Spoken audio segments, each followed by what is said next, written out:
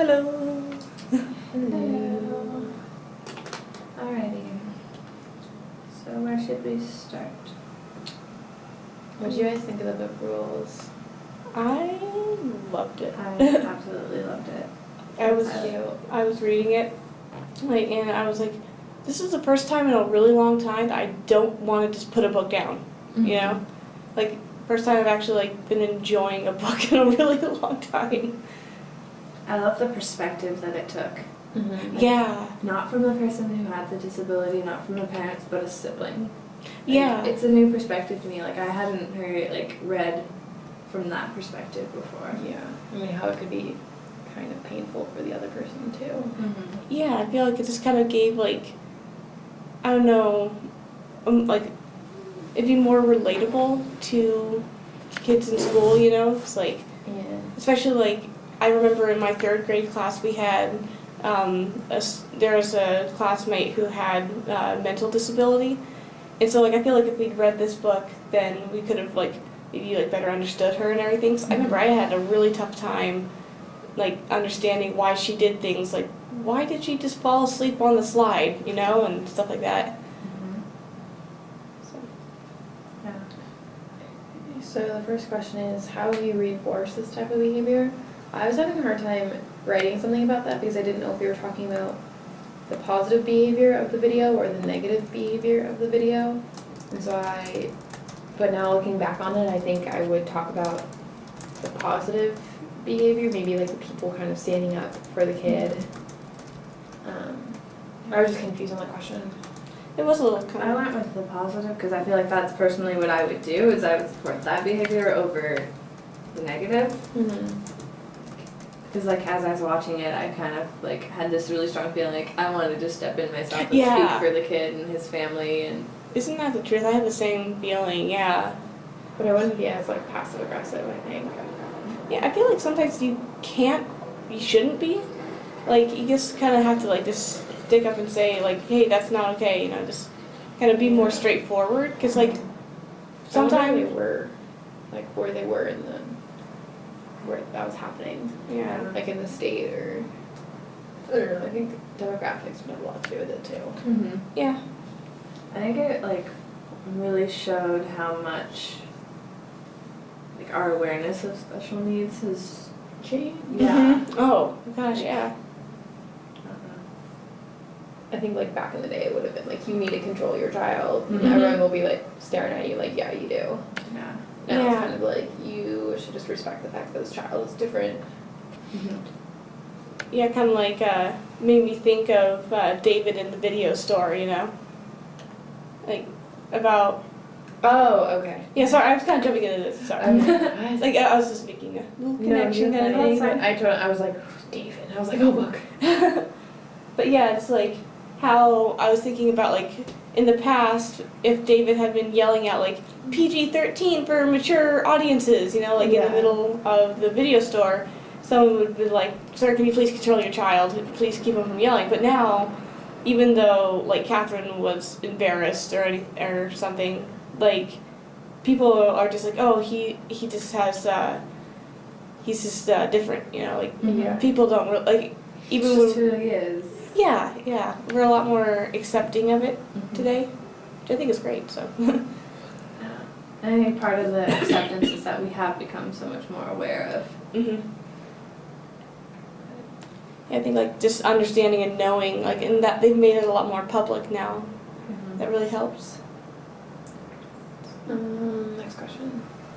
In what ways has the video changed your perception of persons with special needs? I think the video for me just kind of showed me different angles. Yeah. What it was like to be a parent, Mm-hmm. what it was like to actually be the child, and what it was like to actually look on that family and see it from someone else's perspective. Mm-hmm. Yeah, so I feel the perspective that I've had most of the time is I haven't really known personally anybody with special needs, and so just kind of getting this perspective of what's it like for the family, what's it like for the child, you know. Mm-hmm. I feel that's just something kind of walking in their shoes, you know. It's really important to understand. I kind of found myself because I have known some people with special needs, And like I just found myself thinking about like how people really do kind of like almost isolate them oftentimes. And like how like it's really not. Yeah. It's just.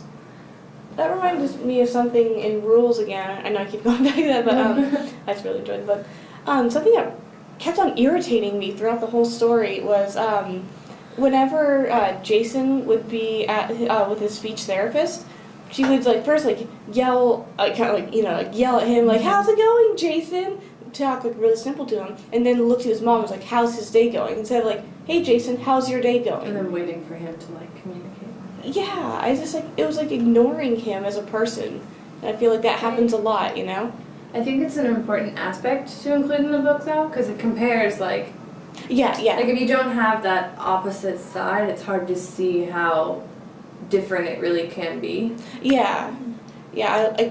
I didn't like that it was happening, but I did like that they put it in the book because that's realistic. That happens, and like kind of like took some of his struggles and made Catherine realize like that's not okay. Yeah. And I really liked how Catherine treated him and like helped him with those cards. Yeah. And also like communicated to him through the book. Right. And his mom kept talking like to him, like no, for him, excuse me. Like his mom was just like, "Oh, he's not gonna do it today," or like, "Oh, he can't do this or that."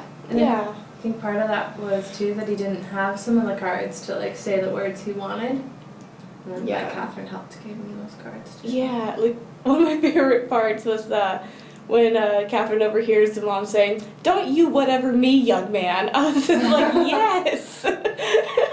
Finally let Jason have some attitude. Yeah. That was just so great. I didn't think about that, like looking at like all the communications books like I've seen like in the EATRC. Like they all just have simple things like, "I want an apple," or things like that. Like there's nothing really that they can like show any attitude. Yeah, like I just feel like such a huge part of communication is expression and like nothing like how we talk isn't just like I read a book and we're like, "Oh, I love this book. It was so fantastic." We use all these different words, but by only giving him those certain words, it's really like taking away his voice. He really didn't have a voice. Yeah. It was interesting to see Catherine kind of like grow in her maturity. Speaking of words. Yeah, that's so long. But, I hear you. like how she kind of thought of her brother. Like, "Oh, my friends will be embarrassed." And then how she thinks of Jason, like, gonna take him to the dance now. I Yeah. was like, okay, I was really mad when it ended. I was like, what happens now? Yeah. It's like, Like, no. you just take him to the dance and what? We're not done here. Yeah. Guys, come on. But it was interesting to see her, like, perspective kind of change. Yeah. I just really appreciated like how her perspective on all sorts of people in the book changed. Like how she went from always trying to impress and think about what Christy thought of her to saying like, "No, this is my friend. This is my friend. Accept it." And then, yeah, I was annoyed at Christy for a lot of that. But I think she kind of really learns what's more important. Like, yeah. do you have this friend who's like popular, or do you have a friend who's more genuine? Like, she kind of learned. Yeah, and I also feel like she kind of learned like how to understand and be aware of people's problems. Because like when she first meets Christy, like everything seems perfect, but then she starts picking up on like, oh, she's really sensitive about her parents splitting up, and like she's really like self-conscious and everything like that. So I just feel like by understanding Jason's problems, Catherine was also able to start seeing like other people's problems, even if they seem perfect. So that's just something I noticed. But Yeah. sorry. I think that's a good point to make. I liked how Catherine was kind of teaching her brother socially acceptable rules. Yeah. Because like he didn't really understand social cues. So like she had to like tell him, and it was nice that he had somebody to actually like connect him. Yeah. I don't know, I feel like growing up, maybe like an only child with that type of thing would be kind of hard. So having a sister to help you and transition, Yeah. like Some of the rules were really cute. Yeah. You just think they're common knowledge. Yeah, it's like, don't go and open people's cabinets. Yeah. But yeah, I just, like, that was another thing that made me really appreciate the perspective is, like, so often we only, like, we think of, like, oh, David's needs and it's all about David, but then we don't think as much about the family and everything. So I really thought it, like, and, like, when it looked at the dad, like, when he was, like, looking at his tomatoes and everything, I was kind of like, in the past, if I had been reading this at Catherine's age, I would have been like, oh, her dad's being such a jerk. But then I was able to see, like, that dad's probably so stressed out and so tired, and just, like, these tomatoes are, like, his one little escape, you know, and he just wants a little bit of time to himself, you know, and probably same with the mom. So I feel like, yeah, this gave an interesting perspective on the family. It was interesting to see how much responsibility Catherine took on, too. Mm-hmm. Like, taking care of her brother. Yeah, all the babysitting and stuff. Especially when, like, one of my favorite parts was just like, late doesn't mean never coming. Mm-hmm. I was like, okay, like, you're being there for him, good job. Yeah, counting the cars and everything. I absolutely loved the reference to Frog and Toad. I Yeah. was just like, that is adorable. Okay, let's see. How do you think this book related to what the Evaluating Children's Literature article talks about? What to avoid and what to, the guidelines in general. Some of the guidelines I feel like would be really hard to pick out in the book. Without reading, like, the whole thing. Yeah. And What'd you say? I really liked this article, like, just reading it and getting, like, the background about how underrepresented people with special needs really are. Yeah. Like, what did it say? It made me really mad when it said that. Like 1.4%? It was really low. And then when they asked professionals, like, when would you include a book about disability? It's Yeah. like they would only include it if there was somebody in the class. And by then, it's, like, too late. Yeah. Children have already Yeah. formed those, like, prejudices or stereotypes about people. It's like, that's rude. Yeah, like, that made me think. Stop. That made me think of that part in the book where the little preschooler was like, did that guy get in an accident? Did he get hurt? And, like, it was an innocent question, but then automatically Chrissy was like, no, it's rude to ask people about that. And, like, you know, she was just genuinely curious, so she wanted to, like, know about this person, but they were just kind of, like, keeping her away because there was nobody in the class who they needed to understand. Like, if there was no one there, just like, oh, just keep them away, just don't talk about it. But, one thing, like, yeah, like, something I appreciated in the book was, like, I'm looking at the little list here, and I like this one, wait, hold on, sorry. Computers be weird. Avoid books that include characters with disabilities only in a tokenistic way, or as objects of curiosity. Because, like, there was, like, several characters in the book with disabilities, like, like, two of them were main characters, so definitely not tokenistic, and it was not just curiosity, but it was, like, understanding, you know? Yeah. Like, we got to know them as characters, like, I felt like it didn't just focus on Jason's disability, it focused on, like, what did he like, how did he feel? As a person. Exactly, yeah, and, like, that was the point, like, a major point of the book was seeing him as a person. It followed the guideline that was just like, don't point out everything that someone with a disability can't do. Yeah. Like, don't focus on what they can't do, focus on what they can do. Yeah, like playing the piano. Yeah. Or like, just anything. And I was like, that's a really good way to think about it. Or when, I really liked when Catherine, like, took him and, like, went on the run with him. Mm-hmm. Like, Oh, that part made me go He was tear up. I know, I was just like, oh my I could like goodness, see like, it in my head. Yeah. Oh, he's so happy. yeah. And that part, like, he's still independent, like, even though he is confined to this wheelchair. He's still having a blast with her. Yeah. Yeah, and, like, just how he really got Catherine out of her shell, you know? Like, Yeah. oh, we could just go run. Yeah, let's do it. Wait, what? Yeah, let's go running. You know, and, like, him calling her out on her rules being excuses and stuff like that.